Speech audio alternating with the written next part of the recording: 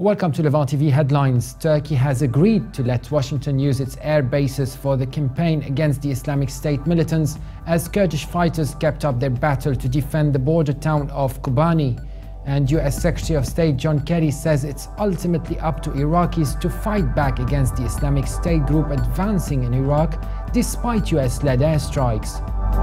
3 suicide attacks against officers in a Kurdish-controlled Iraqi town have killed at least 40 people, many of them Kurdish forces veterans volunteering to re-enlist. Global donors have pledged a sum of $5.4 billion in aid at a conference held yesterday in Cairo to reconstruct the Gaza Strip.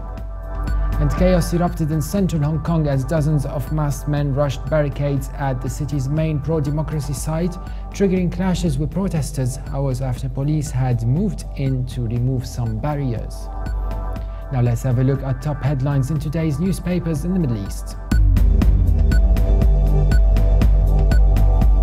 Starting with the UAE, the Khalij Times leads its front page reporting that the federal cabinet has approved 49.1 billion dirhams budget for 2015, projecting no deficit and increased income and public spending. The paper also reports that international donors have pledged $5.4 billion in aid to rebuild the battered Gaza Strip and urge Israel and the Palestinians to renew peace efforts.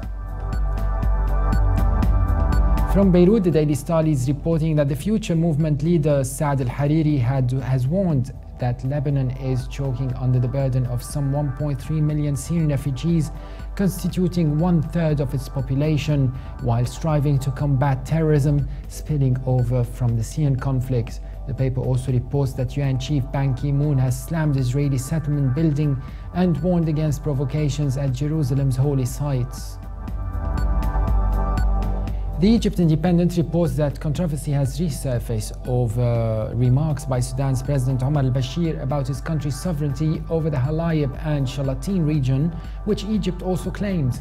The paper also reports that Human Rights Watch says draft World Bank policies under consideration at the bank's meeting on the 10th through the 12th of October would dangerously roll back protection for communities affected by bank projects. Now let's have a look at top MidEast headlines from papers in the UK. The Telegraph leads Middle East news reporting that Israeli police have clashed with young Palestinian protesters demonstrating against Jews visiting the Flashpoint Al-Aqsa Mosque compound. The paper says the clash after morning prayers came as demonstrators protested Orthodox Jews going to the Esplanade. The Guardian leads Middle East news reporting that the Police National Cybercrime Unit has been asked to investigate claims that computers and mobile phones used by exiled Bahraini pro-democracy activists living in the UK are under illegal surveillance. The paper says the 3 men allegedly targeted are human rights activists who oppose the current regime in Bahrain and have been granted asylum in the UK. Also from the UK, The Independent reports that Kurdish defenders held off ISIS militants in Syria's border town of Kobani yesterday as the US said that Turkey had agreed for it to use its military bases against jihadis. The paper says that top US military officer claimed that Washington, which has ruled out joining ground combat in either Iraq or Syria, could nevertheless increase its role advising and assisting Iraqi troops on the ground in the future. Now let's have a look at top MidEast headlines in international papers.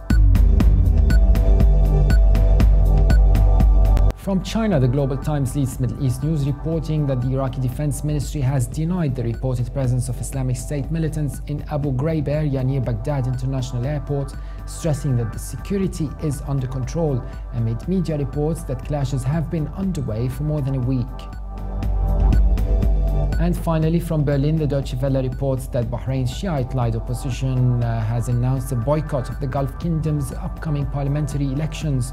The paper says a coalition of Bahrain's 4 main opposition parties vowed to stage peaceful protests instead of participating in the November parliamentary elections, accusing the Sunni monarchy of failing to heed calls for genuine democratic reform. And for more updates, please visit our website on levant.tv. Thanks for watching. Be sure to join us again tomorrow, and bye for now.